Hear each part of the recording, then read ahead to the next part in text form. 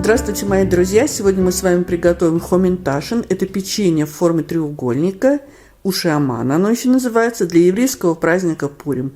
И духовка нам не понадобится, а понадобится нам 250 грамм магазинного печенья. У нас это петибер называется.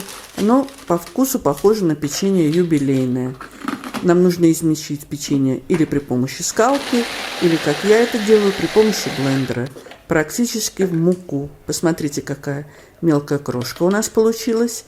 Теперь нам нужно приготовить заливку. 300 грамм темного шоколада, у меня 60%. Заливаем жирными сливками, 250 миллилитров. Жирность сливок у меня 38%. Нужно их нагреть, но не доводить до кипения. И как следует все размешать до однородности. Я это делаю в микроволновке. Вот такая у нас получилась масса шоколадная. Ее мы выливаем в крошку. Все размешиваем и убираем миску с шоколадной массой на полчаса в холодильник, чтобы она стала более плотной. Масса стояла полчаса в холодильнике. Выкладываем ее на центр листа пекарской бумаги. Накрываем вторым листом пекарской бумаги. И теперь нам нужно по периметру загнуть оба листа в полоску шириной примерно 3 сантиметра. Переворачиваем массу вместе с бумагой и раскатываем в ровный тонкий пласт. Таким способом это делать очень удобно.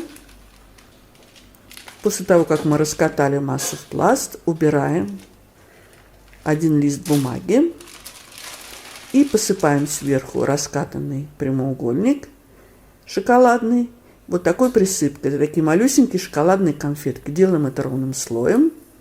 Пошаговый рецепт вы сможете прочитать в описании под видео. Теперь нам нужно прокатать наши конфетки малюсенькие скалкой и убрать в морозильник на 10 минут. Пока наш прямоугольник шоколадный стоит в морозильнике, выкладываем 3 столовые ложки нутеллы в кондитерский пакет. Прошло 10 минут. Достаем наш прямоугольник, переворачиваем его конфетками вниз, убираем пекарскую бумагу.